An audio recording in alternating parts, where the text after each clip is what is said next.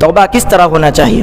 اللہ تعالیٰ نے قرآن مجید کے اندر ارشاد فرمایا، یا ایھا الذین آمنوا توبوا الی اللہ توبۃ نصوحا، کہ اے ایمان والو تم توبہ نصوحا کرو، خالص توبہ کرو۔ خالص توبہ کیسی ہوگی؟ 3 چیزیں شامل ہیں۔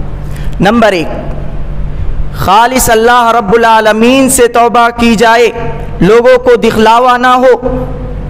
نمبر 2، اس گناہ پر شرمندگی کی جائے، یہ نہ ہو کہ گناہ کرنے کے بعد لوگوں میں بڑا ہی اپنے آپ کو کالر اونچی کرتے ہوئے پھرے کہ میں نے فلاں شخص کو برا کہا، فلاں کو فلاں القاب سے پکارا، فلاں کا تو مال میں نے ہڑپا ہے، بڑا ہی خوش ہوتا ہے۔